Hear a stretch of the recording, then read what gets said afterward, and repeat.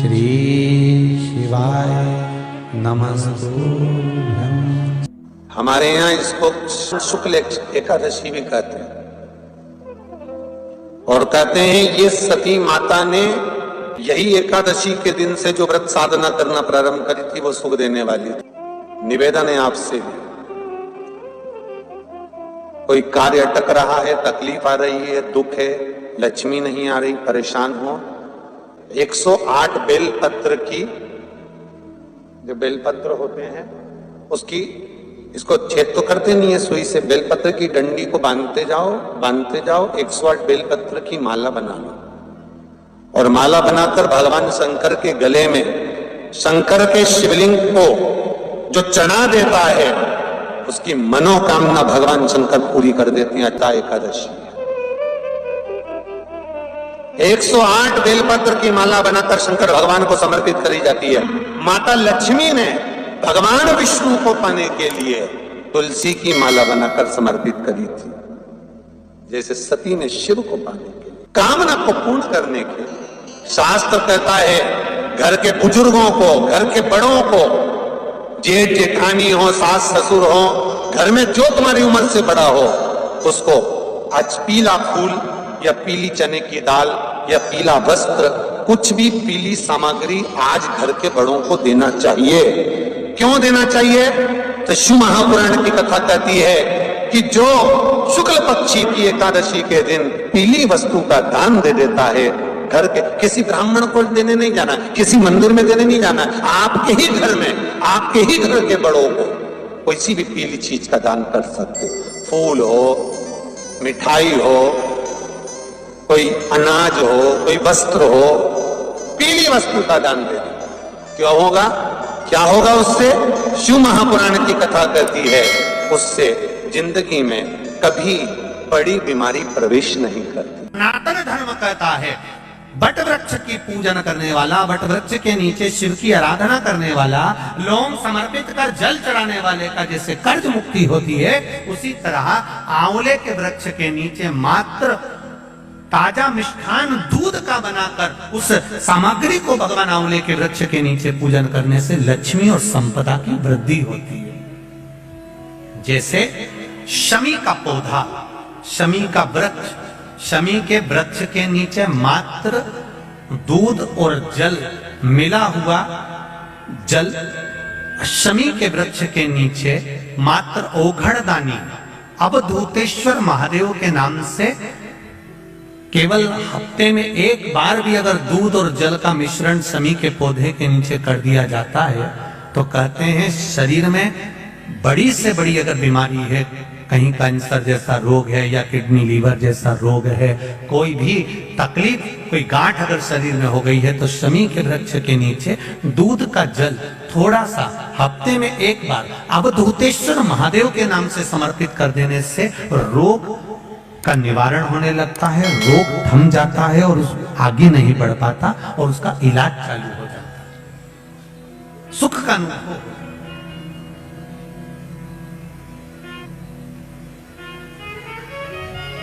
बस एक बात का स्मरण रहे, आप आंवले के वृक्ष के नीचे अगर कोई भोग लगाया गया है पा सकते हैं, पीपल के वृक्ष के नीचे कोई भोग लगाया है पा सकते हैं, बट वृक्ष के नीचे कोई भोग लगाया गया है पा सकते हैं।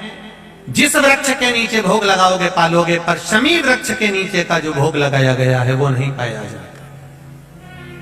शमी वृक्ष का जो प्रसाद है वो आपको वहीं छोड़ना पड़ता है। शमी वृक्ष का प्रसाद वहीं छोड़, खाली ना जाता कोई, खाली ना जाता कोई दर से तुम्हारे, मैं भी खड़ी हूँ नदी बाहें पसार, मैं भी खड़ा हूँ नदी बाहें पसार। अपन श्री शिवाय नमस्तुभ्यं। ध्यान कितनी एकादशी है? स्कंद पुराण यहाँ तक कहती है कि इस कथा के चरित्र को जो श्रवण कर लेता है उसको 26 एकादशी करना भी नहीं पड़ती। इस एकादशी की केवल ये कथा सुनकर ही वो तर जाता है। बहुत ध्यान से सुनना इसको, कथा तो बड़े भाव से सुन लो इसको, है? बड़े प्रेम से। इसलिए सारी एकादशियों में निर्जला एकादशी की महत्वता शास्त्र प्रमाण करता है महाराज। निर्जला एकादशी, एकादशी का उद्यापन जो करा जाता है, उसका उद्यापन और प्रदोष का जो उद्यापन करा जाता है, इन दोनों का क्रम लगभग एक जैसा ही। तो निर्जला पहुंची है, और निर्जला ने जाकर भगवान नारायण से निवेदन करा। भगवान विष्णु ने पूछा, क्या बात है निर्जला, आज तुम खेलती हुई यहां पर आकर खड़ी हो गई, क्या हुआ क्या है? क्या तुमको गौलोक धाम में आनंद की अनुभूति नहीं हो रही जो तुम बैकुंठ में आई हो? निर्जला घूमती घूमती भगवान के सम्मुख में पहुंच गई। भगवान ने पूछ रहे हैं, बार बार पूछा, निर्जला हुआ क्या तुमको?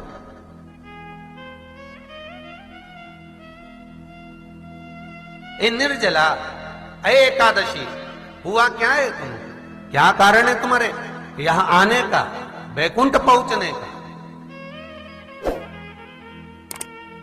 बहुत ध्यान देना महाराज। शास्त्र कहता है सोमवार, मंगलवार, बुधवार, गुरुवार, शुक्रवार, शनिवार, ये देवता वो देवता सबके व्रत कर लो, सारे व्रत कर लो, पर ये व्रत आपको परमात्मा के धाम तक लेकर नहीं जा सकते, क्योंकि इनका जो पुण्य है वो मृत्यु लोक में आप थोड़ा सा भी गलत करते हैं तो पुण्य समाप्त हो जाता है।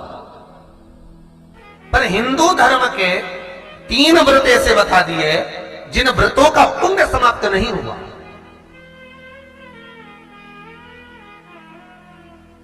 हिंदू धर्म के 3 व्रत ऐसे हो गए जिनका पुण्य समाप्त नहीं हुआ महाराज। क्यों? जिनका पुण्य प्रबलता में बढ़ता गया।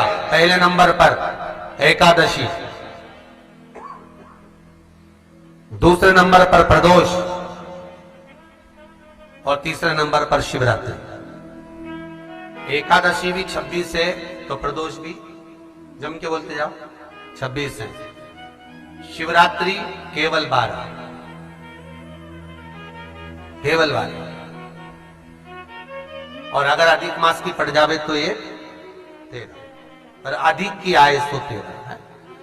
तो यहां शास्त्र कह रहा है कि 3 व्रत हमारे यहां जिनका पुण्य समाप्त नहीं हुआ, जिनका पुण्य प्रबल हुआ, बड़ा। इसलिए आज भी माता एकादशी का व्रत करती है, और एकादशी का व्रत कर कर अगर कोई जीवात्मा को देते हैं, कोई मर भी गया तो उसको एकादशी का दान देते हैं। एकादशी का उसको दान दिया है। महाराज निर्जला खड़ी है, पूछा क्यों आई हो, क्या कारण? निर्जला आई, तब लक्ष्मी मैया उठकर निर्जला के करीब में गई। निर्जला बहुत सरल थी निर्जला। कहते हैं कामा एकादशी सबसे लंबी है। कौन सी एकादशी? कामा। फिर मोक्षदा उससे नीची है महाराज। और निर्जला जो है बिल्कुल छोटा स्वरूप है। निर्जला का मतलब देखा जाए तो केवल 2 चोटी करी हुई है। मस्तक पर भोर लगा हुआ है निर्जला के, माथे पर बिंदी लगी हुई है निर्जला के, सुंदर गले में तुलसी की मालाएं पहनी है निर्जला, हाथ में जो हाथ फूल जैसी माताएं पहले पहनती थी, आपको ध्यान में होगा, ऐसा बड़ा फूल होता था, अंगूठियां पड़ी होती थी, हाथ में ऐसा लगा रहता है। तो निर्जला हाथ फूल भी तुलसी के धारण करी। बड़ा सुंदर स्वरूप है माता निर्जला का महाराज। छोटी है तो माता लक्ष्मी उनके पास में गई और निर्जला से जाकर पूछा, निर्जला तेरे आने का कारण क्या है, तू बता। नारायण आपसे पूछ रहे हैं कि क्यों आई हो, किस लिए आई हो, क्या है तुम्हारे आने का कारण। निर्जला ने कहा, मेरी विनती केवल इतनी सी है मां कि मैं ये चाहती हूं कि मैं जीव के प्राण छूटने के बाद उसके प्राणों को जिस समय मैं लेकर जीवात्मा के प्राणों को परमात्मा तक भेजूं, बैकुंठ तक भेजूं, गौलोक धाम तक भेजूं, उस बीच में मुझे ले जाते समय कई नरक भी बीच में पड़ेंगे, कई स्थान ऐसे बैतरणी आदि का स्थान बीच में आएंगे, तो वो स्थान में मुझे रोका ना जाना, मैं सीधे भगवान के धाम पहुंच जाऊं। ऐसी कृपा, ऐसी दया। जितनी भी माताएं एकादशी का व्रत करती, बहुत ध्यान से सुनना आज की कथा। हो शायद जिंदगी में मिली ना मिली, पर ये कथा का रिश्ता तो बहुत ध्यान से सुनना। स्कंद पुराण यहां तक कहती है कि इस कथा के चरित्र को जो श्रवण कर लेता है उसको 26 एकादशी करना भी नहीं पड़ती। इस एकादशी की केवल ये कथा सुनकर ही वो तर जाता है। बहुत ध्यान से सुनना इसको, कथा को। सबसे पहला नियम एकादशी व्रत का सबसे पहला नियम है कि आप जिस दिन व्रत करो उसके एक दिन पहले भक्ति का संचार इस हृदय में करो। भक्ति का संचार इस हृदय में कर लीजिए। जिस दिन आप व्रत करो, जैसे एकादशी का व्रत कर रहे हो तो दशमी के दिन शाम का समय जब आवे, रात्रि जब होने लगे, शाम का समय आवे और रात्रि का आप जब भोजन ग्रहण करो तो उस भोजन में कोई ऐसा पदार्थ ग्रहण मत करिए जिस पदार्थ के कारण आपकी एकादशी बिगड़ जाए। कोई बेकार भोजन में ग्रहण नहीं करना, श्रेष्ठ भोजन ग्रहण करिए दशमी। और एकादशी का दूसरा नियम बहुत ध्यान से सुनिएगा। जिस दिन आपकी एकादशी का व्रत हो उस दिन प्रयास करिएगा कि अपने हाथ से किसी भी वृक्ष की कोई पत्ती टूटे ना। अपने हाथ से किसी भी वृक्ष की, पौधे की, किसी भी वृक्ष की पत्ती अपने हाथ से ना टूटे। बहुत ध्यान दीजिएगा महाराज। एकादशी का ये दूसरा नियम है कि अपने हाथ से किसी पौधे की, किसी वृक्ष की, किसी डाली की कोई पत्ती टूटे ना, कोई पत्ती ना टूटे, इसका प्रयास करिए।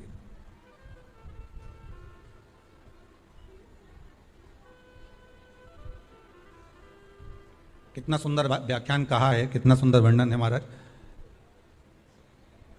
कि मात्र एकादशी का व्रत कर लेने पर, मात्र एकादशी का व्रत कर लेने पर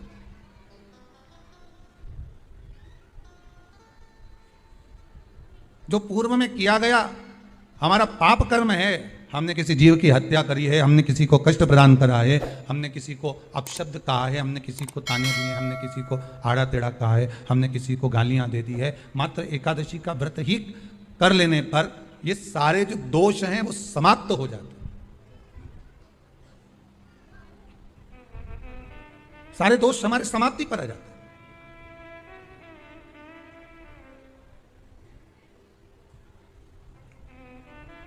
अब एक विचार करिएगा थोड़ा सा अपने मन में, अपने चित्त में, अपनी वृत्ति में एक बात उतारिएगा। एक अपने मन में एक बात को उतार कर रखिएगा कि आप अपने पाप को, अपने पाप कर्म को जिस दिन क्षीण करने वाले हो, समाप्त करने वाले हो, अपने पाप को आप जिस दिन समाप्ति पर लेकर जा रहे हो तो उसके एक दिन पहले आपको प्रसन्नता होना चाहिए कि नहीं होना चाहिए कि कल मेरा पाप कटने वाला है, कल मेरा पाप समाप्त होने वाला है। जो मैंने पाप कर्म करा है वो समाप्त होगा, जो मैंने पाप कर्म करा है वो कल समाप्त हो जाएगा। तो एक दिन पहले आपके चेहरे पर प्रसन्नता होगी ना हो?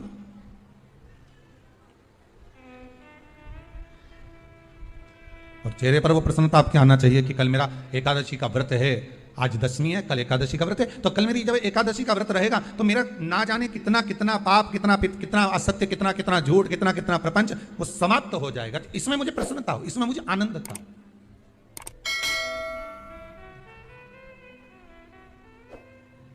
तो क्या कहा गया कि प्रयास करिएगा कि एकादशी के दिन कोई वृक्ष की, कोई डाली की, कोई कोपल की कोई पत्ती ना तोड़ी जाए। क्यों? तो कहा अगर उस पत्ती को हम तोड़ देते हैं, वृक्ष की पत्ती को या क्यारे में लगी हुई कोई डाली की पत्ती को हम तोड़ देते हैं तो